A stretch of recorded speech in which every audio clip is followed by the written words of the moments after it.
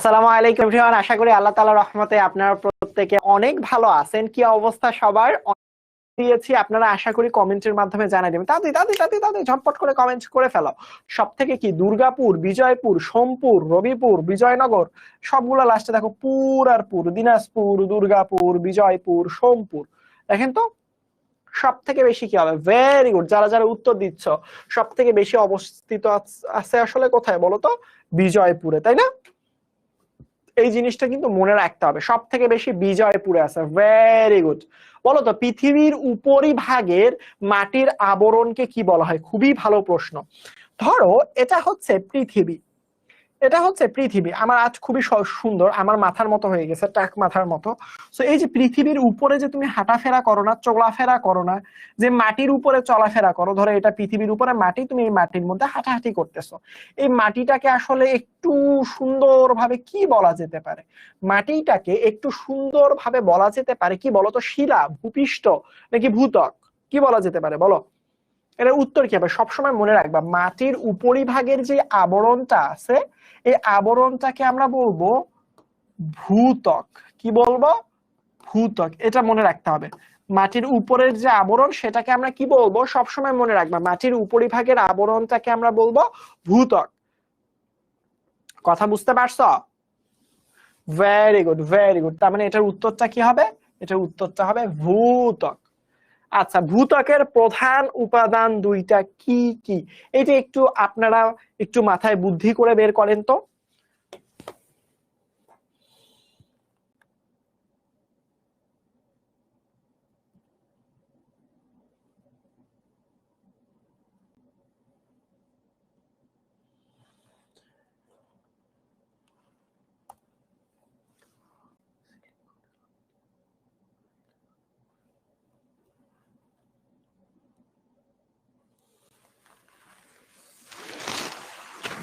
কুইজটা শুরু হয়ে যাচ্ছে, আপনারা কিছুক্ষণের মধ্যে কুইজটা ডান করে দেন।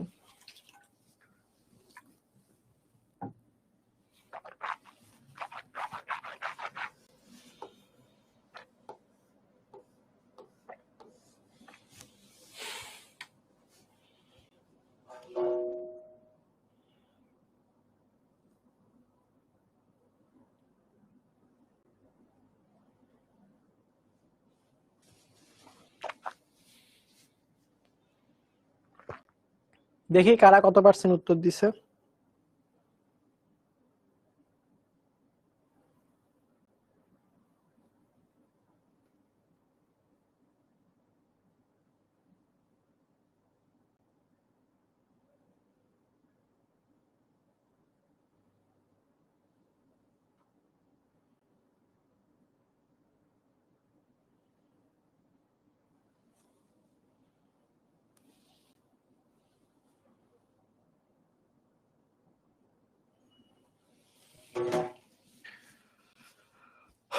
Very good.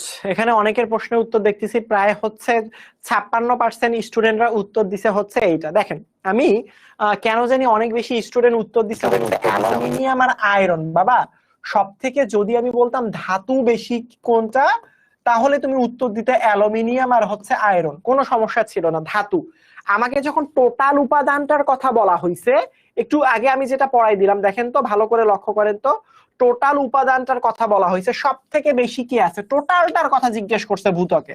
সব থেকে বেশি অক্সিজেন, তারপরে কে? তারপরে সিলিকন। দেখেন দুইটার পার্সেন্টেজ তো দেখেন, একটা 46 আর একটা হচ্ছে 27, আর একটা তো 8, 5.6 অনেক পরে। এগুলো তো অনেক পরে বাবা, এগুলো তো পরে। প্রধান দুইটা কি? প্রধান দুইটা হচ্ছে প্রথম দুইটা। দেখেন ভালো করে লক্ষ্য করেন, সব থেকে বেশি কোনটা আছে।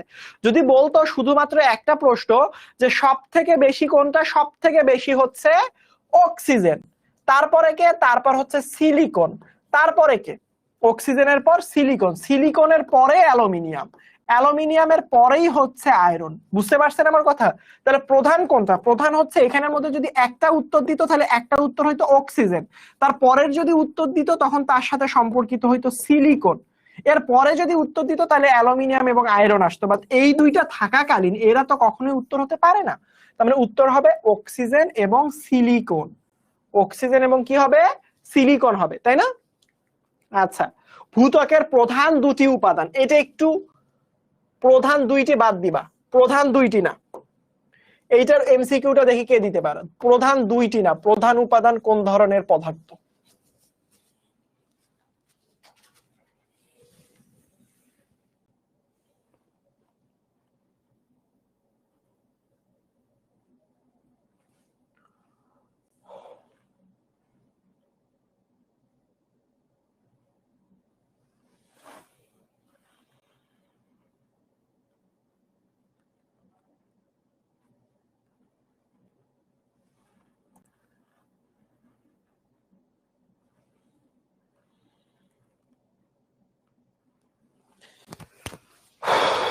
আপনাদেরকে কুইজ দিয়ে দিছি, কুইজের দেখে দেখে সুন্দর মতো উত্তর করে ফেলেন। কুইজটা দেখে দেখে সুন্দর মতো করে উত্তরটা করে ফেলেন।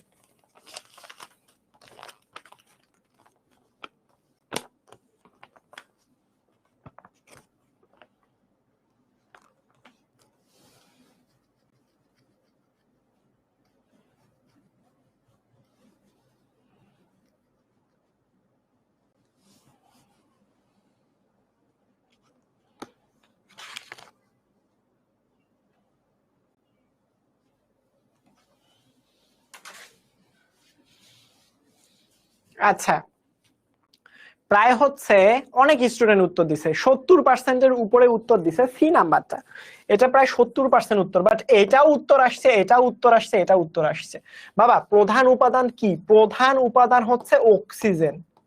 অক্সিজেন, শুধুমাত্র অক্সিজেন। একটু আগে এতক্ষণ ধরে কি পড়াইলাম বাবা?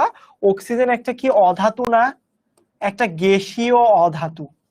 আর যদি আমাকে বলতো প্রধান দুইটা, দুইটার কথা, অক্সিজেনের পরে আসতো সিলিকন।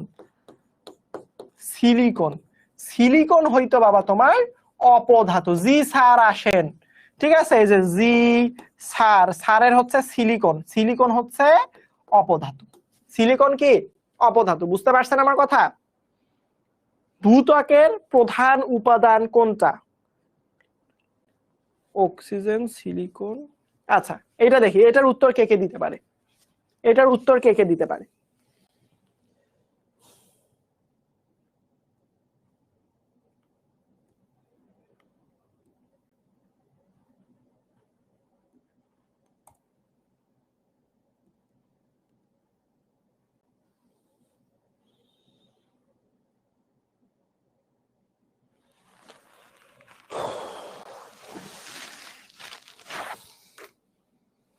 আর একটা কুইজ চলে গেছে বাবা, কিছুক্ষণের মধ্যে তোমাদের কাছে কুইজটা চলে যাবে। কুইজের উত্তরটা হচ্ছে গিয়ে তোমার দিয়ে দিবা। 0 সেকেন্ডে উত্তর করে 97তম। আসলে আমার সাথে কেউ রাগ করেন না, কারণ হচ্ছে গিয়ে এটার উত্তর আমিও জানি না। হয়তোবা তারা হচ্ছে অটো ক্লিক ইউজ করে।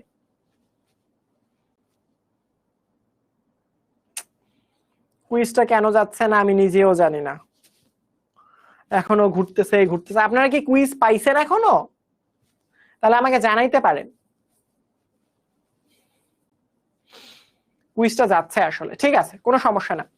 ভূত্বকের প্রধান উপাদান, ভূত্বকের প্রধান উপাদান আমি হাজারবার বলছি, অক্সিজেন, তারপর হচ্ছে কি সিলিকন, তারপর হচ্ছে অ্যালুমিনিয়াম, তারপর হচ্ছে আয়রন। এটা একটু মনে রাখবেন, এই চারটা নাম একটু খুবই গুরুত্বপূর্ণ। তার মানে এই হিসাবে যদি সাজান, প্রথমে অক্সিজেন, পরবর্তীতে হবে সিলিকন, তার পরবর্তীতে হচ্ছে অ্যালুমিনিয়াম, তার পরবর্তীতে হচ্ছে আয়রন। কথা বোঝা গেছে? Very good. কোন ধাতু, কোন ধাতু, এই যে এই প্রশ্নের উত্তর দেন তাহলে। কোন ধাতু ভূত্বকে সব থেকে বেশি আছে বলেন? এটার উত্তর কি হবে? বলেন বলেন বলেন বলেন বলেন বলেন বলেন। কোন ধাতু সব থেকে বেশি আছে বলেন? এটা তো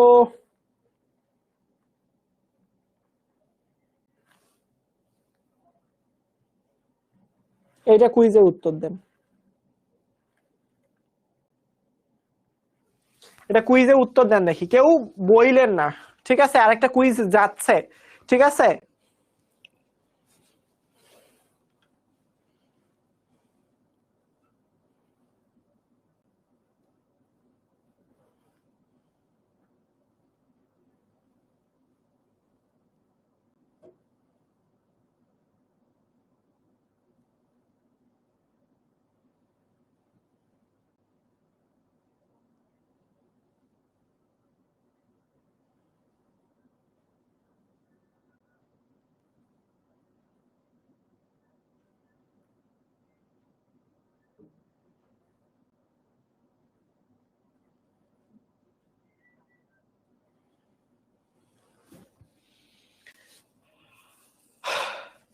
কুইজ পাইছেন আপনারা?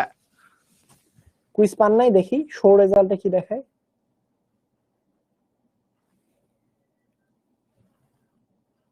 কি যে হচ্ছে, কোন পাশে যে কি যাচ্ছে আমি নিজেও জানি না।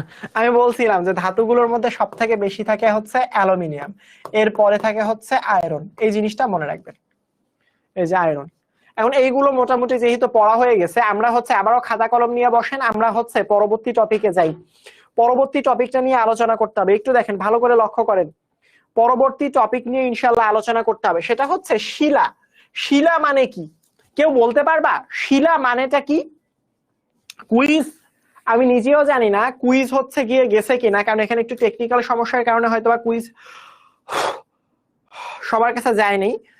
বাট হচ্ছে গিয়ে তোমার কেউ চিন্তা করিও না যে কুইজটা নিয়ে আসলে আচ্ছা ঠিক আছে, কেউ পেইন খাইও না, আমরা নতুন টপিক নিয়ে আলোচনা করি। অনেকক্ষণই তো কুইজ টুইজ দিলাম, পড়ানোর শেষে একটা ইনশাল্লাহ মাটির প্রধান উপাদান কি, মাটির প্রধান উপাদান হচ্ছে, আমি আপনাদেরকে বলি ভালো করে বুঝেন। মাটির সংকেত কি? মাটি অথবা বালু। মাটি অথবা যদি আমি আপনাকে বালু বলি, এই মাটি বা বালু সংকেতটা হচ্ছে সিলিকন ডাইঅক্সাইড। এইটা হচ্ছে মাটি অথবা বালুর সংকেত। কি? Silicon dioxide. তাহলে সিলিকন ডাইঅক্সাইডে কি কি আছে? সিলিকন আছে, আর একটা কি আছে? অক্সিজেন আছে। সিলিকনের পার্সেন্টেজ দুনিয়ার বুকে কত পার্সেন্ট? আপনারাই বললেন 27%। অক্সিজেনেরটা কত পার্সেন্ট? 46%। এই দুইটা হচ্ছে ভূত্বকের প্রধান উপাদান, দুইটাই প্রধান উপাদান। এখন আমাকে যদি বলা হয় যে দুইটার মধ্যে কোনটা বেশি পরিমাণে থাকে, তাহলে আমি বলবো যে সেটা হচ্ছে অক্সিজেন। কেন? কারণ একটা সিলিকনের বিপরীতে দেখেন দুইটা আসলে এখানে কি আছে বলেন তো? অক্সিজেন আছে। তাই মাটি বা বালুর প্রধান উপাদান হচ্ছে সিলিকন, অক্সিজেন। দুইটার মধ্যে প্রধান উপাদানটা হচ্ছে শুধুমাত্র অক্সিজেন। এখন চলেন আমরা পড়বো শিলা। শিলা জিনিসটা কি? শিলা জিনিসটা হচ্ছে, আপনি চিন্তা করেন যে আপনার কয়েকটা টাকা আছে, টাকার কথা চিন্তা করেন, তাহলে সবাই ভালো করে বুঝে। 5 টাকা যোগ 50 টাকা যোগ 500 টাকা, সো আপনার টোটাল কত টাকা হইলো বলতো? তিনটা যদি যোগ করা হয় তাহলে আপনার টাকা হইলো 555 টাকা, তাই না? বলেন তো বাবারা। তাহলে আপনার টাকার পরিমাণ কত টোটাল? 555 টাকা। তাহলে ভালো করে লক্ষ্য করেন যে আপনি টাকাগুলোকে একসাথে জমাট করলেন, একসাথে জোগাড় করলেন। সেম ভাবে যদি খনিজ পদার্থ মিশ্রিত হয়, একসাথে জমাট বাঁধে। খনিজ পদার্থ কি? মাটির নিচ থেকে যে পদার্থকে তোলা হয় সেটাকে বলা হয় কি? খনিজ পদার্থ।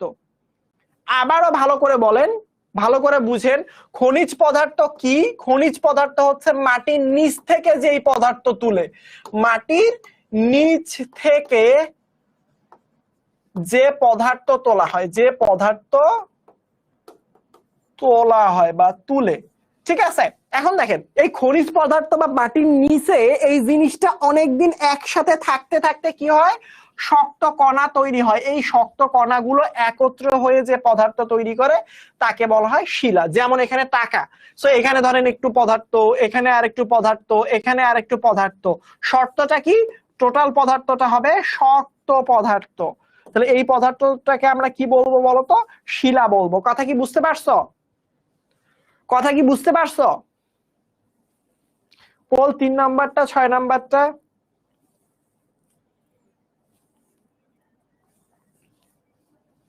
ঠিক আছে। চলেন এখন দেখেন, ওই পোল নিয়ে আর থাইকেন না বাবারা। দেখেন শিলা নিয়ে যদি পড়াশোনা করেন তাহলে সেটাকে বলা হয় পেট্রোলজি। এটা মনে রাখতে হবে, শিলা কাকে বলে এই সংজ্ঞাটা মনে রাখবেন এবং পেট্রোলজি মনে রাখবেন। ভূত্বকের মেইন শাখা সমস্যা নাই। শিলাটাকে আপনি 3টা ভাগে ভাগ করতে পারেন। একটাকে বলতে পারে আগ্নেয় শিলা, যেই শিলাটা আসবে আগুন থেকে সেটাকে বলবো আমরা আগ্নেয় শিলা। ঠিক আছে। পাললিক শিলা মাটি থেকে আসবে, রূপান্তরিত শিলা, দুইটা যদি একসাথে কনভার্ট হয়ে যায়, এগুলো আমরা একটু পরে পড়বো ইনশাল্লাহ। এই যে দেখেন আগ্নেয় শিলা। আগ্নেয় শিলা, কেউ কি আগ্নেয়গিরি দেখছেন? কেউ কি কখনো আগ্নেয়গিরি দেখছেন যেখান থেকে তরল আকারে আগুন বের হয়? কেউ কি আগ্নেয়গিরি দেখছেন? বলেন তো বাবারা, কেউ বলেন, বলেন বলেন বলেন বলেন। আগ্নেয়গিরি কেউ দেখছেন? আচ্ছা, আরেকটা বার বুঝাবো, আরেকটা বার যদি বুঝাই তোমাদেরকে, শিলা হচ্ছে অনেক রকম উপাদান, মাটির নিচের অনেক উপাদান একসাথে হয়, একসাথে হয়ে শক্ত একটা উপাদান গঠন করে, সেটাকে বলি আমরা শিলা। এবং এইগুলো নিয়ে যে পড়াশোনা করেন, কেমিস্ট্রি নিয়ে পড়াশোনা করলে আপনাকে বলা হয় কেমিস্ট, অথবা ঋষি রাসায়নিক বিক্রিয়া নিয়ে পড়াশোনা করে বললে বলা হয় আপনি কেমিস্ট্রি নিয়ে পড়াশোনা করতেছেন, দেহ নিয়ে পড়াশোনা করলে বলে ফিজিক্স নিয়ে পড়াশোনা করতেছেন। সেম ভাবে আপনি যদি এই যে নিচে শিলা নিয়ে পড়াশোনা করেন তখন সেটাকে বলা হবে পেট্রোলজি। বুঝতে পারছেন? এখন আগ্নেয় শিলা নিয়ে আমরা কথাবার্তা বলবো। আগ্নেয় শিলা কথাটার অর্থটা হচ্ছে আগুন থেকে যে শিলা তৈরি হবে। ধরেন আগুন থেকে যে শিলাটা তৈরি হবে, দেখেন ভালো করে বুঝেন, এটা কিন্তু শুধু আগুন তা না, অনেক রকম আগুনের মিশ্রণ। আগ্নেয়গিরি থেকে যে গলিত পদার্থ সমূহের মিশ্রণ বের হয় তাকে আসলে ম্যাগমা বলা হয়। এইটা জানা খুবই গুরুত্বপূর্ণ। আপনারা এখন থেকে টিভিতে সার্চ দিলেই পাবেন যে আগ্নেয় শিলা। ধরেন এটা একটা পাহাড়, পাহাড়ের দেখবেন অনেক ক্ষেত্রে এরকম দেখবেন পাহাড়ের ভিতর থেকে এখান থেকে আগুন পড়তেছে, আগুন। ও যে ডায়নাসরের সময়কার যদি আপনি খেয়াল করেন, দেখছেন না কোনো মুভিতে ডায়নাসোর অথবা জুরাসিক ওয়ার্ল্ড মনে হয় এরকম একটা সামথিং মুভি আছে যেখান থেকে ওই পাহাড় থেকে আগুন বেরিয়ে যায়। সো ওই যে আগুনের গোলা, আগুন টাইপের জিনিসপত্র, গলিত আগুন, সেটাকে আমরা গলিত আগুনটাকে আমরা কি বলবো বলতো? ম্যাগমা বলবো। ম্যাগমা, ওই গলিত আগুনটা গলিত ম্যাগমা। ভালো করে বুঝো, গলিত ম্যাগমা, গলিত ম্যাগমা কিংবা লাভা ভূঅন্তরই কিংবা ভূপৃষ্ঠে এসে ঠান্ডা হয়ে জমাট বেঁধে যে শিলা গঠন করে তাকে আসলে কি বলা হয় বলতো? আগ্নেয় শিলা। আগ্নেয় শিলা মানে কি? ধরেন আপনারা কি একটা কথা জানেন, সমুদ্র আছে না, সমুদ্র নিচের মধ্যেও কিন্তু ওই আগ্নেয় শিলা বের হয়, মানে হচ্ছে লার্ভা বের হয়। তার মানে আমরা স্বাভাবিকভাবে দেখছি যে পাহাড়ের উপর থেকে লার্ভা বের হয়, পাহাড়ের ভিতর থেকে লার্ভা বের হয়, তাই না?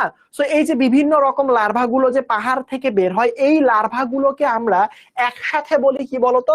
আগ্নেয় শিলা। এইগুলোর উদাহরণগুলো মনে রাখা খুবই গুরুত্বপূর্ণ বাবা। কেমনে বুঝাবো? এই যে দেখো, যেমন হচ্ছে বলা হয় ব্যাসল্ট, তার পরবর্তীতে বলা হয় গ্রানাইট, এর পরবর্তীতে বলা হয় সিয়েনাইট। এইগুলোর উদাহরণ মনে রাখা খুবই গুরুত্বপূর্ণ। এই গ্রানাইট কিন্তু ওইটা না যে বোমা মাইরা উড়াই দিব, ওই গ্রানাইট আসলে না, ঠিক আছে?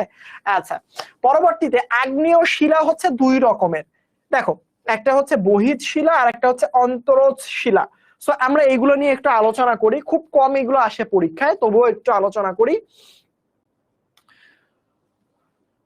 রূপান্তরিত শিলা, এগুলো নিয়ে আলোচনা করা হয়নি একদম আগ্নেয় শিলা নিয়ে, ঠিক আছে? সো এইটা মোটামুটি হচ্ছে শুধুমাত্র উদাহরণ দুইটা মনে রাখেন, আর দরকার নাই এখান থেকে, শুধুমাত্র এখানের উদাহরণগুলো মনে রাখেন, আর দরকার নাই আগ্নেয় শিলা নিয়ে।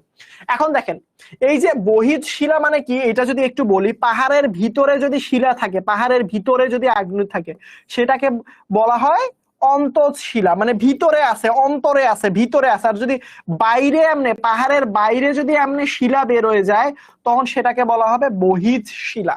কথা কি বুঝতে পারছেন আমার? কথা কি বুঝতে পারছেন? পাহাড়ের বাইরে যদি বের হয়ে চলে আসে তখন সেটাকে বলা হবে বহিঃ শিলা, এবং পাহাড়ের ভিতরে যদি এরকম অগ্নিকাণ্ড থাকে তাহলে সেটাকে বলা হবে অন্তজ শিলা। কি বলা হবে? অন্তজ শিলা। বুঝতে পারছেন? এই টপিক গুলো কিন্তু থিওরিটিক্যাল। আচ্ছা, এখন দেখেন নতুন একটা টপিক, সেটা হচ্ছে পাললিক শিলা। পাললিক শিলা কি শিলা? পালা শিলা না, পাললিক। দেখেন, পলি, ভালো করে বুঝছেন, আপনার কার কার গ্রাম অঞ্চলে বাসা আছে, সেটা হচ্ছে গ্রাম অঞ্চলে যাদের বাসা আছে তারা জানেন বিভিন্ন রকম মাটি, বুঝছেন, পলি মাটি বলা হয়, বেলে মাটি বলা হয়, বিভিন্ন রকম মাটি, বুঝছেন, একসাথে হয়ে অনেক শক্ত একটা মাটি হয়। লিখবো কিভাবে? তাড়াতাড়ি চেঞ্জ করলে একটা স্ক্রিনশট দিয়ে দাও বাবা। এগুলো বইয়ের মধ্যে লেখা আছে সুন্দর করে, সবকিছু লিখতে হবে না আসলে, এগুলো বইয়ের মধ্যে দেয়া আছে। এই যে আমি যেটা পড়াইলাম সেটা স্ক্রিনশট দিয়ে নাও বাবা, কোনো সমস্যা নেই, ঠিক আছে? এখন দেখো, পাললিক শিলা, পাললিক শিলার কথাবার্তা যদি আমি বলতে চাই সেই ক্ষেত্রে তোমাদেরকে বলতে হবে যে পলি মানে কি? পলি মানে হচ্ছে মাটি, বুঝতে পারছেন? এই মাটি, পলি মাটি বলা হয়, বেলে মাটি বলা হয়। এই মাটিগুলো যদি একসাথে মিলে যদি কোনো শিলা গঠিত হয় তাহলে সেটাকে বলা হয় পাললিক শিলা। সবসময় মনে রাখবা, পলি সঞ্চিত হয়, পাললিক শিলাতে। এই দুইটা ওয়ার্ডের মিল আছে, কিন্তু পলি হয় পাললিক শিলাতে। এখন উদাহরণগুলো খুবই ইম্পর্টেন্ট, তার মধ্যে একটা হচ্ছে বেলে পাথর। কি পাথর? বেলে পাথর। তার পাললিক শিলার উদাহরণটা কি? বেলে পাথর। শেলটা ওরকমটা একটা আসে না পরীক্ষায়। আরেকটা আছে, সেটা হচ্ছে রূপান্তরিত। রূপান্তরিত কি বললাম? রূপান্তরিত শিলা। রূপান্তরিতটা দিয়ে একটু উদাহরণ মজা দিয়ে বোঝানো যায়। ধরেন আপনি স্কুলের বা কলেজের বা যেখানের হক খুবই দুষ্ট একটা স্টুডেন্ট, খুবই দুষ্ট, এমন দুষ্টামি করেন মানে পুরা রুম টুম গ্যাঞ্জাম করে রেখে দেন। একদিন একটা প্রিন্সিপাল টিচার আসছে, খুবই ঘাড়তেরা, ওরে দুষ্টামি, ওরে আমি ছুটাবো রে, গিয়ে একদম বিরিম বিরিম বিরিম বিরিম করে মাইরা দিছে। মাইরা দিয়া আপনার এমনি টনটনা বানাইছে। পরের দিন থেকে আপনি এরকম, আমি আর কখনোই কথা বলবো না ক্লাসে, আমি আর কখনোই দুষ্টামি করব না ক্লাসে। মানে ব্যাপারটা হচ্ছে যে আপনি কনভার্ট হয়ে গেছেন। আগে দুষ্ট ছিলেন, পরবর্তীতে ভালো হয়ে গেছেন। কথা কি বুঝতে পারছেন? না, এগুলো এইচএসসি স্লাইড না বাবা, এগুলো হচ্ছে এসএসসি স্লাইড। ঠিক আছে, আপনার এসএসসি পরীক্ষাতে আসছে। দেখেন, আগ্নেয় শিলা এবং পাললিক শিলা অত্যাধিক চাপে, মানে যে যেমন টিচার এসে আপনারা চাপ প্রয়োগ করছে, ঠিক এরকমটাই, যে অত্যাধিক চাপে আসলে কি করা হয়, পরিবর্তিত হয়ে যে নতুন শিলা হয় তাকে বলে রূপান্তরিত শিলা। রূপান্তরিত হয়েছে, যেমন মার্বেল অথবা স্নেট। বুঝতে পারছেন আমার কথা? বুঝতে পারছেন? এই যে দুই একটা উদাহরণগুলো মনে রাখবেন, এলা লাগবে না। এই যে রূপান্তরিত শিলা দেখেন, এই যে রূপান্তরিত শিলা দেখেন, চিত্র দেখেন, এই যে এগুলো হচ্ছে রূপান্তরিত শিলা। কি শিলা এগুলা বাবা? রূপান্তরিত শিলা। এই যে রূপান্তরিত শিলার উদাহরণ দেখেন, দেখছেন এই যে পাথরগুলো দেখতে কিরকম হয়, এরকম, ঠিক এরকমটা হয়। বুঝতে পারছেন? স্লাইড প্লিজ, কোন স্লাইড প্লিজ, কয় নাম্বার স্লাইড প্লিজ?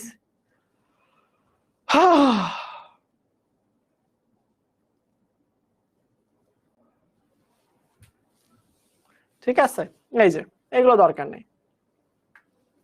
এখানের মধ্যে ভালো করে লক্ষ্য করেন, এটা আসলে ওইরকম দরকার নেই, পরীক্ষা আসবেও না। সবসময় মনে রাখবেন যে এই জায়গার মধ্যে আগ্নেয় শিলা থেকে পাললিক শিলা হইতে পারে, পাললিক শিলা থেকে রূপান্তরিত শিলা হইতে পারে, রূপান্তরিত থেকে আগ্নেয় হইতে পারে, তিন টাইপের হইতে পারে, পরিণত হতে পারে। এটা নিয়ে মাথা ঘামানোর কিছু নাই আসলে।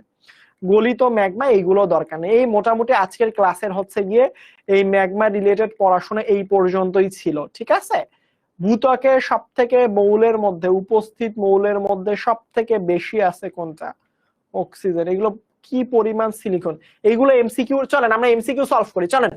আমাদের যেহেতু আজকের টপিকটা মোটামুটি পড়া শেষ, আপনাদের কি কোনো প্রশ্ন আছে আমার প্রতি? বলেন। আমার আর ক্লাসের ধরেন হচ্ছে 7-8-10 মিনিট পর হচ্ছে গিয়ে তোমার শেষ হয়ে যাবে, সো তার আগে আমরা শুনি।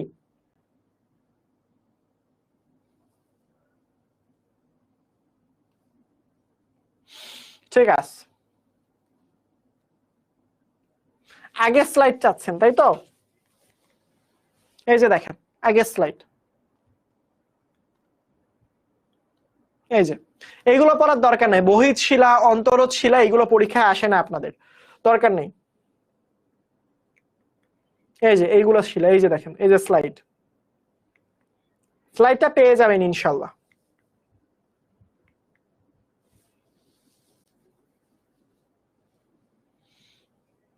বলেন বলেন বলেন বলেন বলেন বলেন।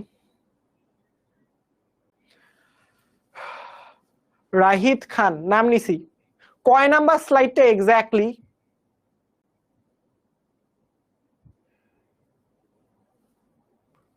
নো প্রবলেম, আগে সবার প্রবলেম দূর করব, তার পরবর্তীতে গল্প বলবো ইনশাল্লাহ। এর আগে গল্প বলবো না।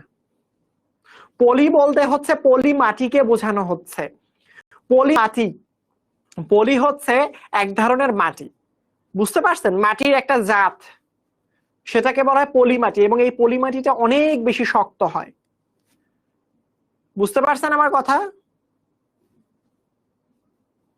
কুইজ দিব, আচ্ছা ঠিক আছে। ভূতের গল্প আগে দেখেন, কুইজ কিছু দেই, আপনারা উত্তর করেন, তার পরবর্তীতে হচ্ছে আমরা যাই।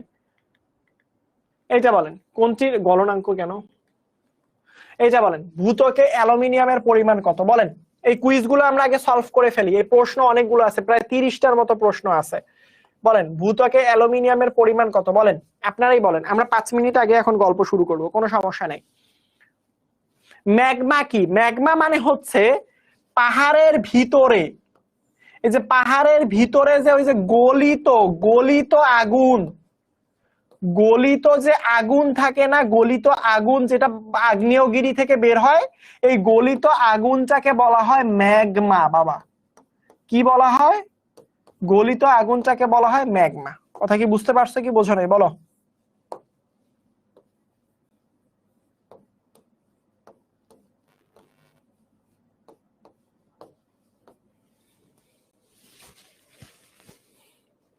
বুঝতে পারছো?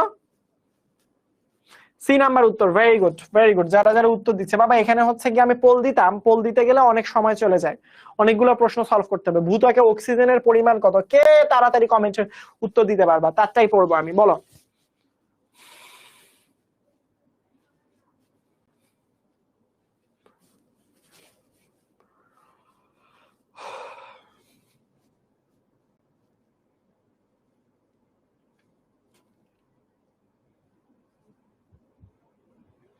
পোল ফায়ার করলে যে অনেক সময় চলে যায় বাবা, পোল ফায়ার করলে তো অনেক সময় চলে যায়, তাই পোল ফায়ার করতে এখানে উত্তর করো, কোনো সমস্যা নেই, উত্তর করতে পারলে হইছে। আচ্ছা আমি লাস্টে আর একটা পোল বনি এখন, যাও, সমস্যা নেই। তাহলে এখানে উত্তর কি হবে বলো তো? অক্সিজেনের পরিমাণ কত পার্সেন্ট আছে বলো? অক্সিজেনের পরিমাণ সব থেকে বেশি, সেটা হচ্ছে 46%। এটার উত্তর দাও দেখি, এটার উত্তর দাও, এটার উত্তর দাও দেখি।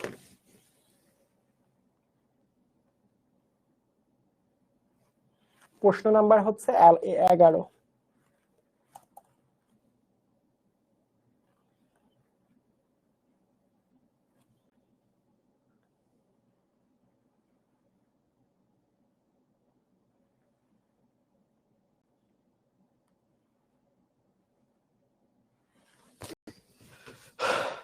কুইজটা দিছি বাবা, একটু হচ্ছে লোডিং নিচ্ছে, ইনশাল্লাহ যদি লোডিংটা শেষ হয়ে যায় তাহলে হচ্ছে ইনশাল্লাহ শুরু হয়ে যাবে। এটার উত্তরটা হচ্ছে, আপনারা একটু বলেন তো, উপস্থিত মৌলের মধ্যে সব থেকে বেশি আছে ভূত্বকে, কোনটা হবে উত্তর? Very good, very good, very good. এখানে কুইজ এখনো যাচ্ছে না, বাট এখানে উত্তর দিয়ে দিচ্ছেন আপনারা। সেটা হচ্ছে কি হবে বলেন তো? অক্সিজেন। সব থেকে বেশি কোনটা আছে? সব থেকে বেশি আছে অক্সিজেন। Very good. পোল দিয়ে দিয়েছি। আচ্ছা উত্তর তো দিচ্ছেন, তো উত্তর দিয়ে দিলাম কেন দেখি, তা উত্তর দেওয়া অবস্থায় কয়জন উত্তর ঠিক করে।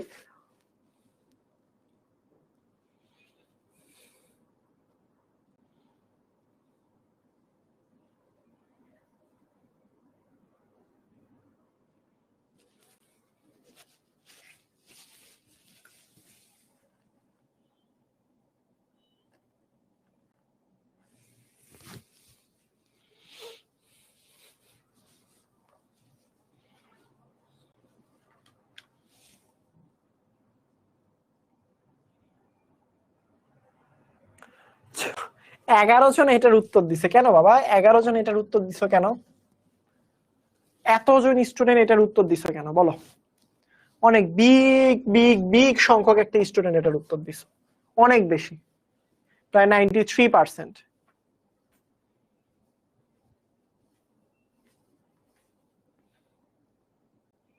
বি উত্তর দিছো, ভেরি গুড। অক্সিজেন বাবা, অক্সিজেন। এটা আপনারা জানেন না আগে থেকে? ভূত্বকে কি পরিমাণ সিলিকন আছে? এটা কি হবে উত্তর? চলেন আমরা পলি খেলি।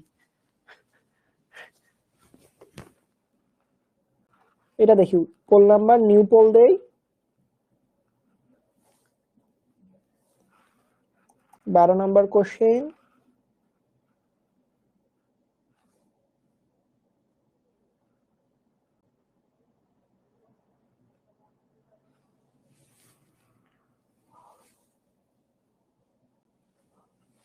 দেখো কুইজ দিয়ে দিয়েছি, আবার কুইজ চলে যাবে ইনশাল্লাহ। তাহলে এটার উত্তরটা কি হবে বলো?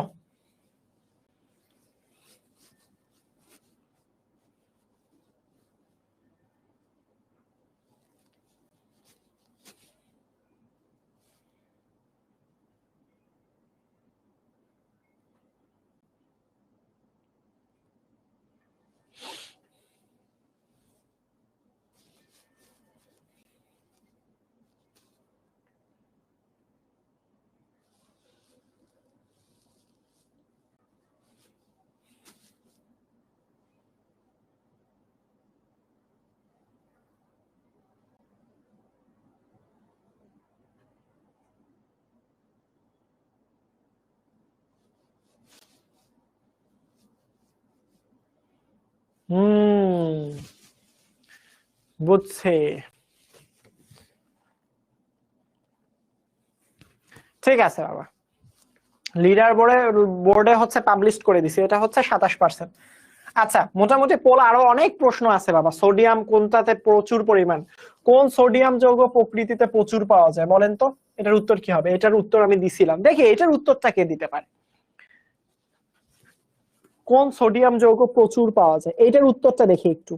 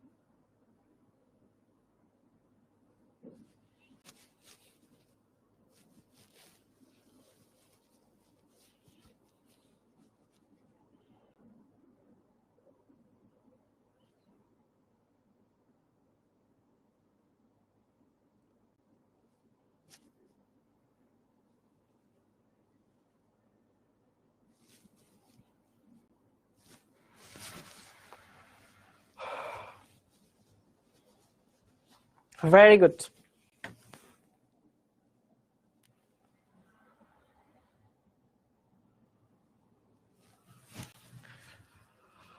ঠিক আছে বাবা, তাহলে সব থেকে বেশি কোনটা বলো তো? খাবার লবণ। খাবার লবণ মানে কি? Sodium chloride. এটা ক্লাসের প্রথমে বলছিলাম, সব থেকে বেশি সোডিয়াম যৌগ পাওয়া যায় হচ্ছে সমুদ্রের খাবার লবণ অথবা সোডিয়াম ক্লোরাইড। আচ্ছা বলেন তো, আপনারা এই পর্যন্ত যতগুলো দিছি ইনশাআল্লাহ সবাই কি ঠিকঠাক মতো উত্তর দিছে? সমস্যা নেই, আপনি টাইম, আমি বুঝতে পারছি যে আপনারা একটু কষ্টে আছেন, মনের মধ্যে দ্বিধাদ্বন্দ্বে আছেন যে ভাইয়া যেই টাইমে আপনি দিছিলেন হচ্ছে আমি এত কম সময়ে উত্তর দিছি, বাট তার ফলেও আসলে আমার উত্তরটা মানে টপ 10 এর মধ্যে আসেনি, টপ 5 এর মধ্যে আসেনি। সো সেই ক্ষেত্রে আমি হচ্ছে ক্ষমা প্রার্থী। ঠিক আছে, সেই ক্ষেত্রে আমি অত্যন্ত অত্যন্ত অত্যন্ত ক্ষমা প্রার্থী। সেই ক্ষেত্রে আমি বলবো ইনশাল্লাহ। আচ্ছা, রাইসা কি ফাইউজ, রাইসা নাকি কে, যারা যারা হ্যাঁ, এই যে এই মাত্র আমি আপনাদেরকে ছুটি দিয়ে দিব, বাট হচ্ছে গিয়ে কারা কারা জানি আমার কাছে গল্প শুনতে চান, ভেরি গুড। হ্যাঁ, ভেরি গুড। যারা যারা হচ্ছে সবকিছু উত্তর শুনতে আসছেন, আমি জানি না আমি আপনাদেরকে কতটুকু বুঝাতে পেরেছি, বাট চেষ্টা করছি প্রথম থেকে শেষ পর্যন্ত। আবার রামিসা, আপনার নামটা নিয়ে নিছি, ঠিক আছে, কোনো সমস্যা নেই। দুইটা ভুল যার হয়েছে সে ঠিক করে নিবেন ইনশাল্লাহ, কোনো সমস্যা নেই। বাট আমি প্রথম থেকে শেষ পর্যন্ত চেষ্টা করছি নিজেরটা দিয়ে বোঝানোর জন্য, সবটুকু দিয়ে বোঝানোর জন্য।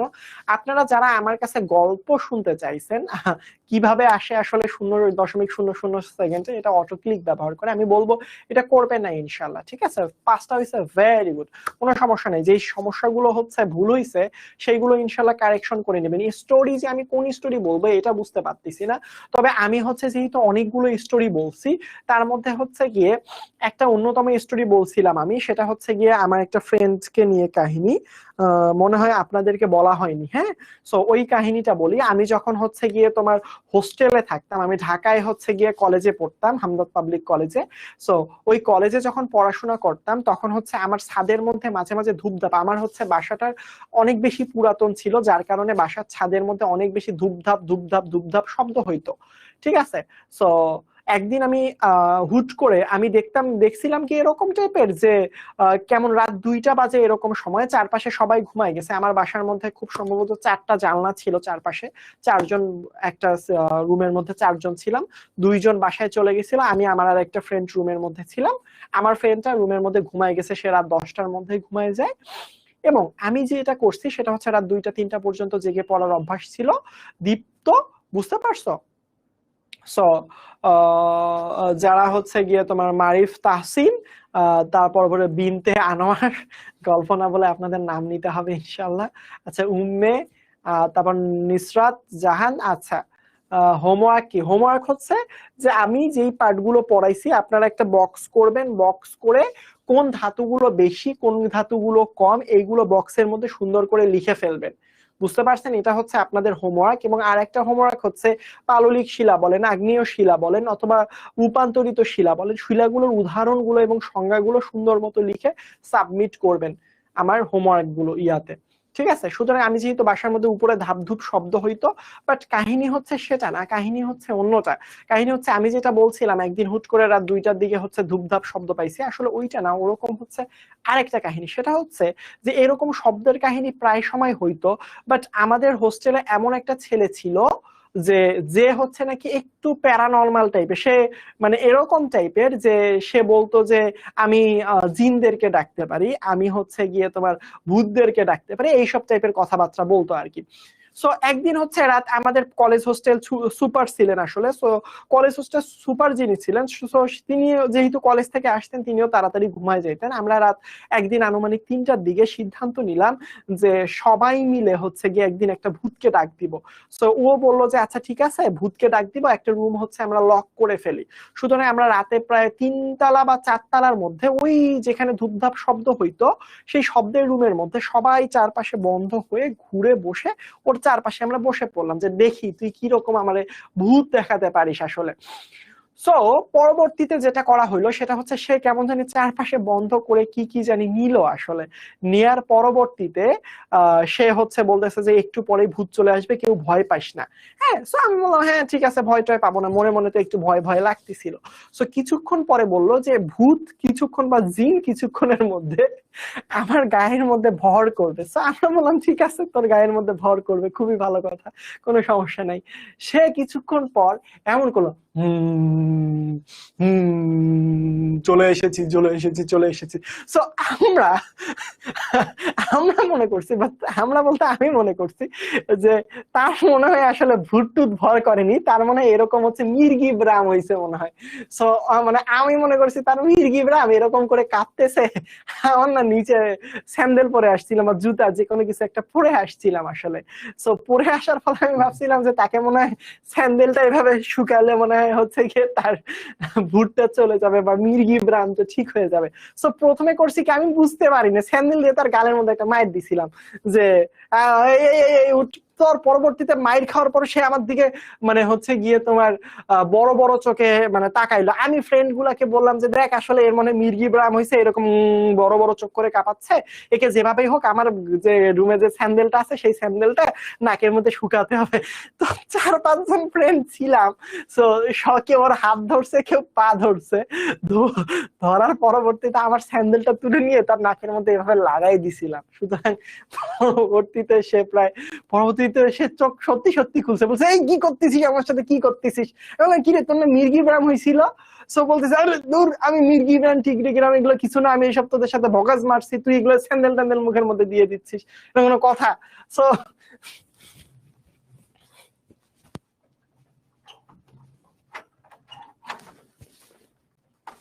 সো ফ্রেন্ডটা হচ্ছে গিয়ে বেশ মানে আমাদের সাথে বেশ রাগে টেগে হচ্ছে গিয়ে রুম থেকে বের হয়ে গেল। বের হয়ে যাওয়ার পরবর্তীতে কি আমরা মানে মানে কি করব না করব বুঝতে পারতেছিলাম না। সাজান খান নাকি শাহজিন খান, বুঝতে পারছেন আমার কথা?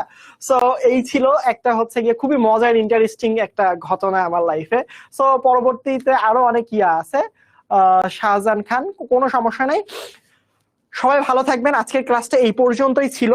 চেষ্টা করছি প্রথম থেকে শেষ পর্যন্ত খুব সুন্দর করে বোঝানোর জন্য। মাঝখানে কিছু টেকনিক্যাল সমস্যার জন্য আমি আন্তরিকভাবে অনেক অনেক অনেক দুঃখিত, বাট এটা আমার আসলে ফল্ট ছিল না, এটা মাঝে মাঝে হয়ে যায়।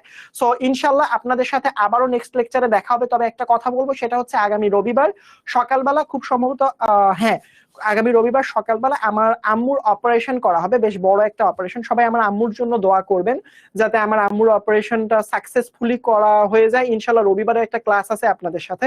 যদি আম্মুর অপারেশনটা খুব ভালোই হয়ে যায় আপনাদের সাথে আবারও দেখা হবে রাতের বেলা। সেই পর্যন্ত সবাই ভালো থাকবেন।